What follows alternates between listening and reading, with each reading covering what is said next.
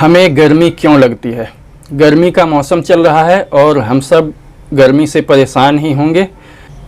अक्सर गर्मी और पसीने की चिपचिप से हर किसी का बुरा हाल हो जाता है। तो आज हम देखते हैं कि हमें गर्मी क्यों लगती है। आज हम जानने की कोशिश करेंगे कि गर्मी हमें कैसे महसूस होती है और कैसे लगती है। दरअसल हमारा शरीर 37 डिग्री सेंटीग्रेड या 96.8 डिग्री फ़ारेनहाइट तापमान को स्थिर रखना चाहता है। हमारे शरीर का तापमान इसी के आसपास रहता है। मनुष्य के शरीर का तापमान 37 डिग्री सेंटीग्रेड या फिर 96.8 डिग्री फ़ारेनहाइट ये होता है। और शरीर की एक प्रक्रिया होती है जिसके द्वारा वह इस तापमान को मेंटेन रखना चाहता है, मेंटेन बनाए रखता है, क्योंकि हमारी सारी जैविक क्रियाएं इसी तापमान पर संचालित होती हैं। अगर इससे नीचे जाने लगे तापमान तो भी हमारा जीवन खतरे में पड़ जाएगा, और अगर हमारे शरीर का तापमान इससे ऊपर जाने लगे तो भी हमारा जीवन खतरे में पड़ जाएगा। अब इसको बनाए रखने के लिए शरीर हमारे शरीर से अतिरिक्त ऊष्मा को शरीर से बाहर फेंका करता है, और ताकि शरीर 37 डिग्री ही बना रहे, इससे अधिक गर्म ना होने पाए। और जब हम ठंडे प्रदेशों में या ठंडी स्थितियों में ठंडी जगहों पर रहते हैं तो हमारा शरीर हमारे शरीर के तापमान को 37 डिग्री से कम ना होने पाए, इसको बनाने के लिए प्रयास करता है और अपनी व्यवस्था के द्वारा इसको बनाए रखता है। इस क्रिया को होम्योस्टैसिस कहा जाता है, जिसके द्वारा शरीर अपने तापमान को स्थिर बनाए रखता है। हमारी सारी जैविक क्रियाएं इसी स्थिर तापमान पर होती हैं। अगर इससे तापमान बढ़ने लगता है तो हम बुखार से पीड़ित होते हैं, और अगर कम होने लगता है तो फिर शरीर ठंडा हो जाता है और आदमी की मृत्यु हो जाती है। तो हमारा सारा जीवन 37 डिग्री सेंटीग्रेड पर चलता है। हमारी सारी जैविक क्रियाएँ, हमारा पूरा जीवन 37 डिग्री सेंटीग्रेड पर ही चलता है। इससे नीचे गए तो भी मरे, इससे ऊपर गए तो भी मरे। यह लगभग हर क्षेत्र में है, मनुष्य की सीमा है। हर क्षेत्र में मनुष्य की ऐसी ही सीमा है। जैसे दृष्टि, दिखाई देने के मामले में भी एक खास तरंगदैर्घ्य है जिससे नीचे की चीज़ें हम नहीं देख सकते, और फिर एक खास तरंगदैर्घ्य है जिससे ऊपर की चीज़ें भी हम नहीं देख सकते हैं। यही हालत सुनने की भी है।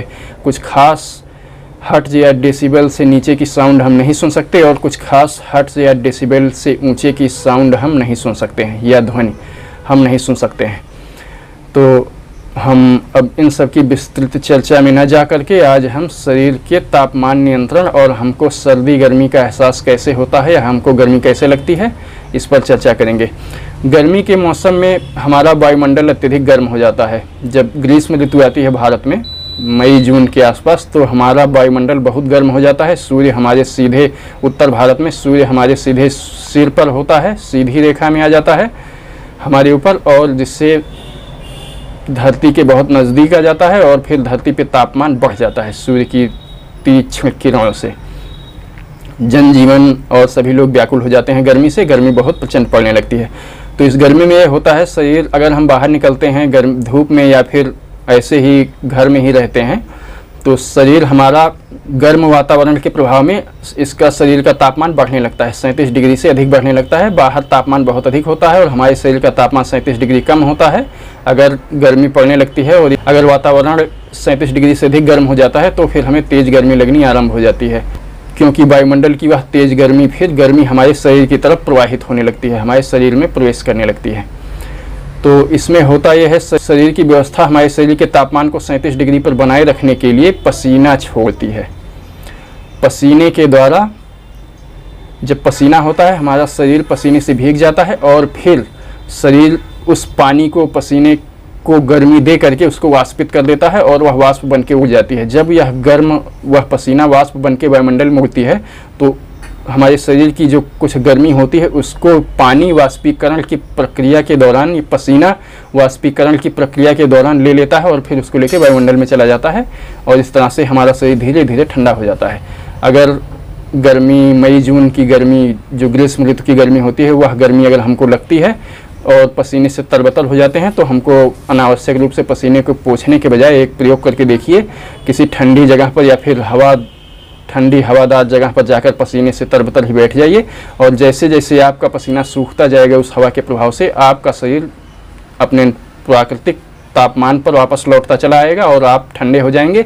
आपको गर्मी का एहसास कम होने लगेगा और आपको शीतलता अनुभव होगी। तो हम देखते हैं इस तरह से गर्मी में जब हमको गर्मी लगती है तो वायुमंडल या सूर्य की किरणें, धूप हमारे शरीर पे पड़ती है और उसका तापमान हमारे शरीर से अधिक होता है और उसकी उष्मा हमारे शरीर को महसूस होती है।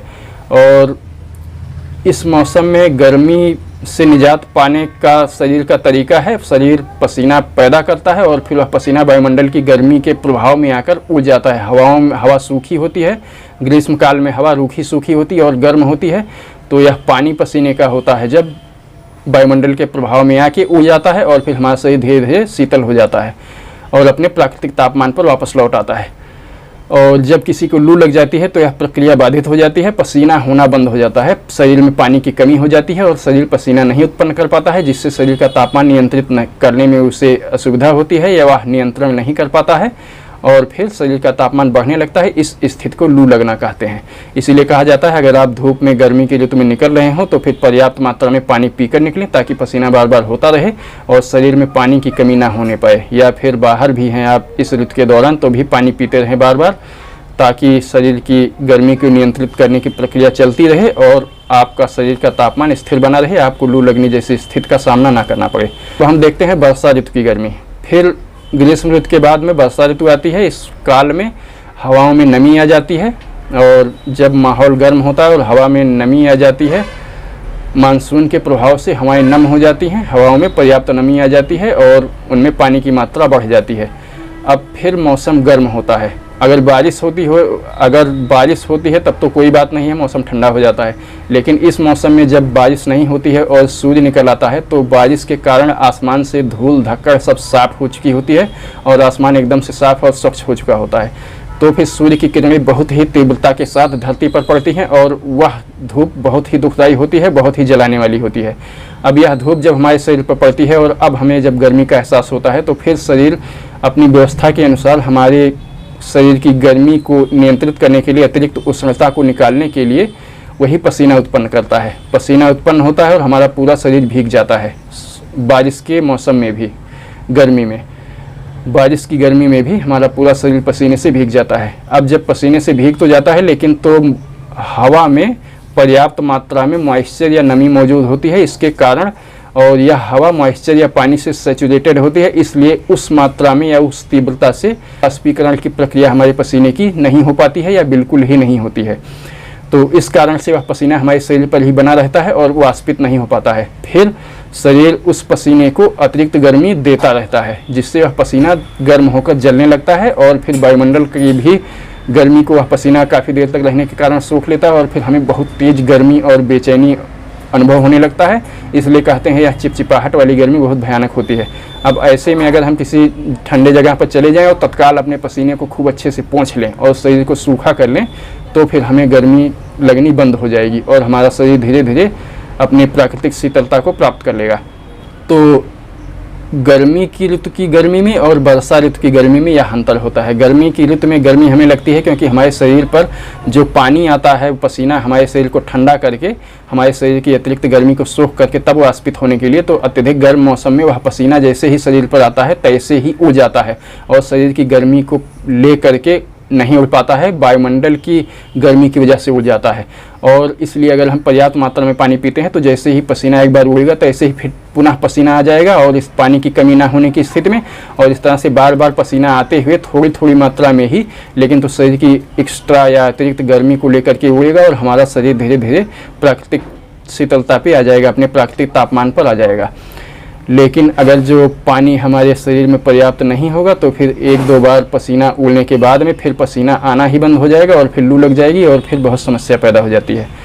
और जबकि बरसात की गर्मी में ये होता है कि शरीर पे पसीना आ तो जाता है लेकिन वायुमंडल में हवा में नमी पर्याप्त मात्रा में होने के कारण वह उड़ नहीं पाता है और फिर उसका तापमान बढ़ जाता है, हमारे शरीर पर ही वह पसीना चिपचिपाहट के रूप में बना रहता है और वाष्पीकृत ना हो पाने के कारण वो तापमान हमारे शरीर का बढ़ाता रहता है और हमें बहुत ज़्यादा गर्मी महसूस होने लगती है।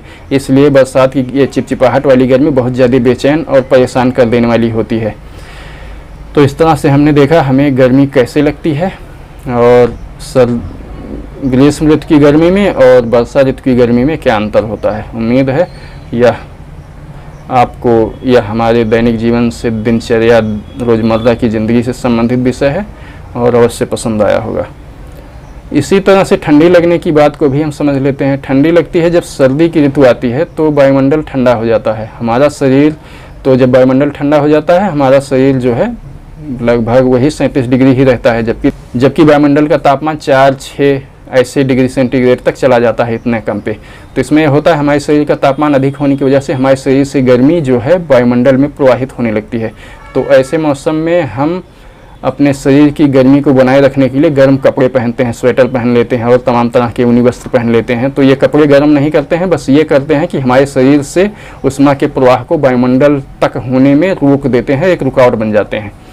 तो इस तरह से धीरे धीरे फिर गर्मी हमारे शरीर में ही इकट्ठी होने लगती है इन कपड़ों के बीच में, और हमें फिर गर्म एहसास होने लगता है और ठंडी नहीं लगती है। और हमें ठंडी इसलिए लगती है जब हमारे शरीर से तापमान वायुमंडल की तरफ प्रवाहित होने लगता है तो हमको ठंडी का एहसास होता है। और जब वायुमंडल का तापमान अधिक होता है और वायुमंडल से तापमान हमारे शरीर में प्रवाहित होने लगता है तो हमको गर्मी का एहसास होता है। तो इस तरह से सर्दी और गर्मी का एहसास हम करते हैं।